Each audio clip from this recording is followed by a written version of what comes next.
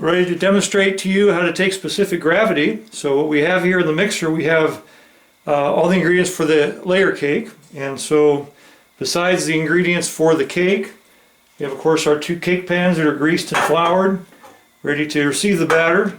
Also have a little scale here. This scale can either go ounces or grams. We have a little rigid cup here. We'll talk about what that's for later. We have a spatula, and we have a little calculator. So that's all we really need. So all these, what we have here on the table here is not $1 million equipment. It's very simple. So to get started, we have all our ingredients in our mixer. We'll need a little paddle here. So we'll put that on the mixer. We'll load this guy up. And then we're going to mix this for about 30 seconds or so. So I'm going to have to, I'm going to kind of guesstimate that because I'm mainly just demonstrating here. So we're just mixing to incorporation.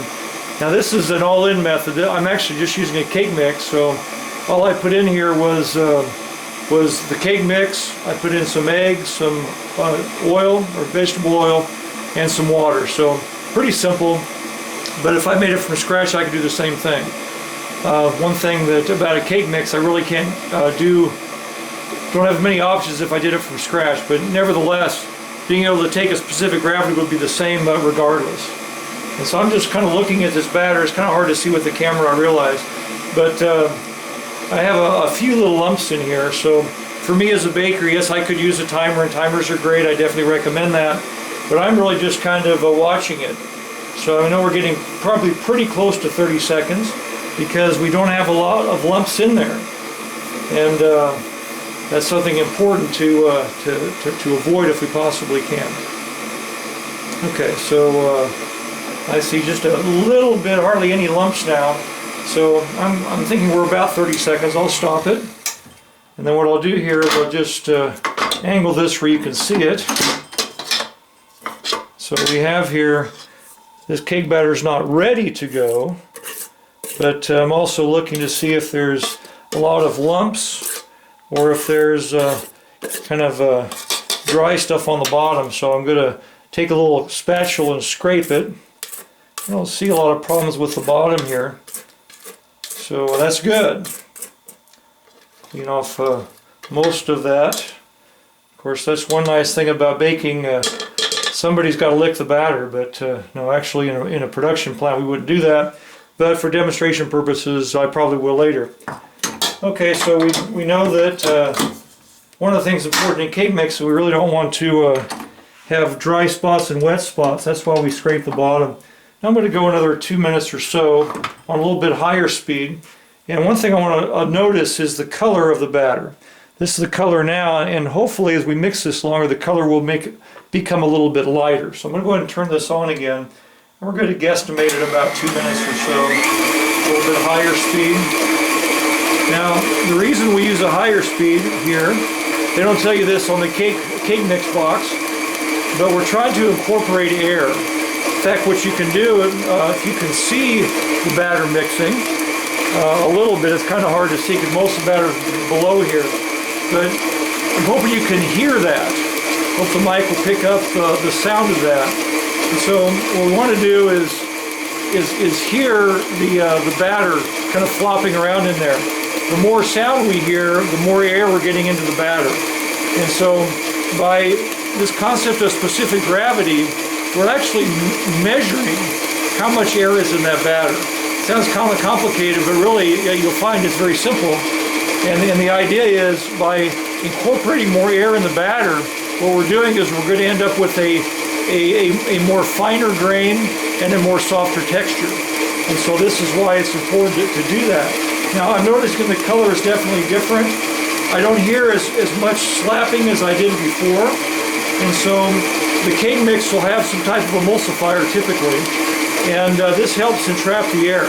And also the solid shortening in the mix will also help entrap air. So I'm looking at this, I'm seeing, I kind of like the color of this. I don't see any lumps in my batter. I know we're getting probably pretty close to 2 minutes that it recommends on the cake mix box. So I'm just kind of watching this, and it's nice we don't have any worry about dry material on the bottom. So It's looking about the same as it has the last 20 or 30 seconds, so I'm going to stop it. And what I'm going to do is get my agitator out of my way here. Try to get most of the batter in the bowl. The rest of it I'll clean up later. Actually, I'll just put on the edge of my pan so I can actually use that batter. Okay, so what we're going to do is look at the difference. Just look at the difference in color. If that pick it up. So what's happening, what I have in my spatula was the cake batter with just the 30 seconds or so in low speed.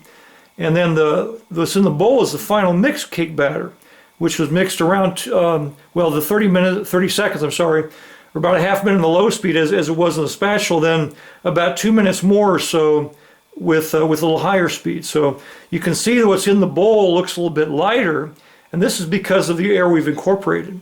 And so what I'm going to do is I'm actually going to measure what that is, what's called the specific gravity. So let me put this down real quickly. And I want to do to be really accurate on this, I'm going to clean this because if I have this, it'll throw off my test just a little bit.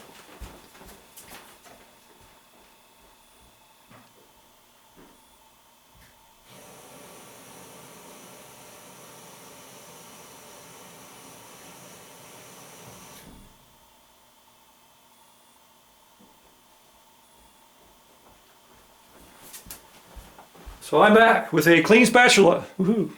So what I'm going to do is take this cup. Now, what I did previously, this is just a rigid cup that has a flat top and I can fill it up. Doesn't have to be fancy. And so what I did previously before I turned the video on, or the camera on, was I actually turned this little scale on. And it goes to 0. Now it could be in grams or ounces. I prefer grams, but ounces work just fine. I put this on, I put the tare button, and then I pour water in here. Now I'm not doing it now because I'd have to clean it up and take more time, but put water in here and I fill it all the way to the brim, right? We're just about going to spill. And then I know what the weight is.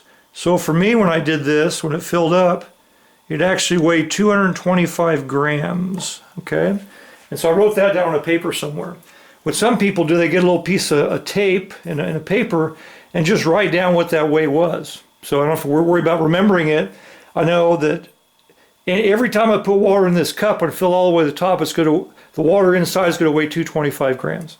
That's why I have to tare it, because right now it's weighing 0 because obviously there's no water in there. But when I fill up to the brim, this is going to be 225 grams of water all the time. It will never change.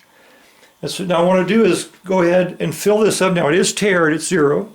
I'm going to take the cake batter, I'll clear out of the way a little bit, and I'm going to try to fill this cup up with cake batter. I'm going to try to see how well I can do that.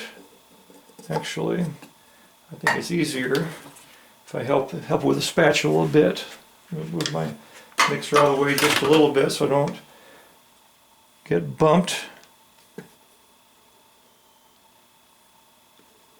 This can be a little messy, you know, but the idea is to get the batter in the cup and not on all over the table, or worse yet, all over the scale. Okay, so I'm going to get relatively close there. Now I got to try to go a little bit better here. Now, fortunately, this is a demonstration educational video. I don't have to worry about running production, so I can take my own sweet time. As you gain experience with this, you can sort of do it faster than what I'm demonstrating here. I'm trying to get to the very top without getting a whole lot on the sides. What I've seen in production, people do a little faster, they just get some on the side and wipe off the side. So I'm trying to get it nice and flat on the top. Anything on the side I'll wipe off. Okay, so that's pretty full. So that's 185. Okay, so if you can see that on the camera or not, but we're weighing 185 grams. That's all the way top to the full. And I'm looking all around the cup. You know, there's a little bit back here. If there's any residue on the sides, it's going to throw me off. Okay, it's 185 still, so am I good? So I'm going to do, I can make the cake batter after I turn the camera off. I mean, the cakes after I turn the camera off. I'm going to show you what specific gravity is. So what I do is I take my calculator, pretty simple here, and I put in first what the weight of that batter is after I've tiered the cup. So it's 185, 185 grams, how much the batter weighs, and divide it by the weight of if that cup was full of water, that was 225. 185 divided by 225 is 0.822. So it's a specific gravity of 0.82, which means that this batter right here in front of us weighs 82% of the weight of water at the same volume. And so as this number becomes lower, it means I have more air in here. This number becomes higher, means I have less air in here. So what some people do is they'll use this to determine when mixing is done. So I could test this after 1 minute, after 2 minutes, after 3 minutes, and figure out what makes me the best kind of cake. And once I know what the best is, then I can maintain that quality all the time through using specific gravity. Again, all I need is, besides obviously what I have already is my cake batter, I need a rigid cup here, doesn't matter what color it is. I need a little scale, I need a spatula, I need a calculator. That's it. I weigh the weight of water, put that off to the side, clean the cup, make sure it's dry, fill the cup full of batter, make sure it's all the way to the brim, I weigh it, and then I just use a calculator to divide. In this case, the weight of the batter was 185 gram, divided by the weight of the water in the same cup was 225, and the specific gravity in this case is 0.82. In the industry, typically for layer cakes, anywhere from about 0.85 to about 0.95. So this being a layer cake, I really have a relatively low specific gravity, which means I'm going to have a more airy cake. So we'll see how that goes. If my specific gravity is too low, sometimes my cakes will rise and then will fall. So let's hope that doesn't happen in this case, because I have a little bit more air in there than I probably need. But this is maybe just to demonstrate what the test is.